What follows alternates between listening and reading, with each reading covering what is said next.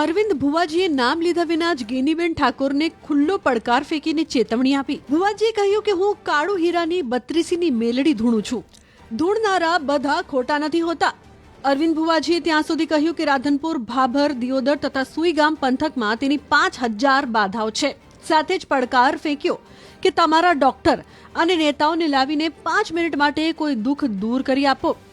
વાત જાણે એમ છે કે થોડા દિવસ પહેલા થરાદમાં ઠાકોર સમાજના નવા બંધારણની જાહેરાત અને સ્નેહ મિલન કાર્યક્રમમાં ગેનીબેન ઠાકોરે ભુવાઓને લઈને નિવેદન આપ્યું હતું।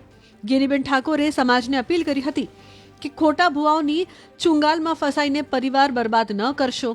આ જ વાતથી ભુવાજીને લાગી આવ્યું અને ચીમકી આપી કે હવે પછી આવી વાત કરશો તો નામ જોગ બોલીશ।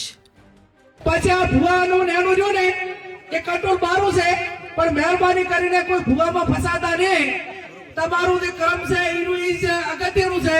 જેવું કર્મ કરશો એવું ભોગવશો, અને એવા તમને ભ્રમમાં ઘાલશે કે તમને આર્થિક બરબાદ કરશે, સામાજિક બરબાદ કરશે, કુટુંબમાં બરબાદી લાવશે, અને એવી વેમ ઘાલશે તો આખો પરિવાર વેરવિખેર કરશે।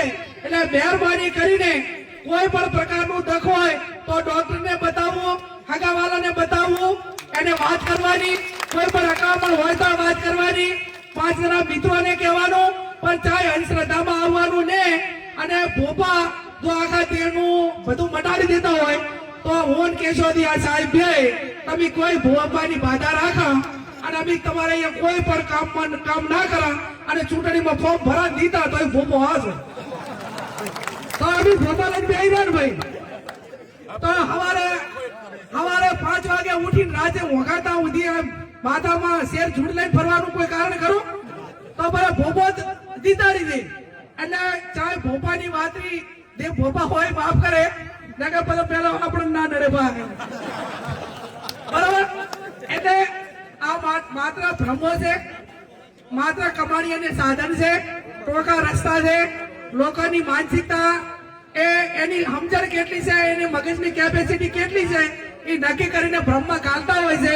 એટલે મહેરબાની કરીને કોઈ પણ પ્રકારની તકલીફ હોય તો જેનો જે નિષ્ણાત હોય એના કંદાવું, હગાવાલાનું હોય તો હગાવાલા કંદાવું, દખ ધાતું હોય ડોક્ટર કંદાવું, અને જે કઈ હોય એ 5 જણે થઈને એનું નિરાકરણ લાવવું।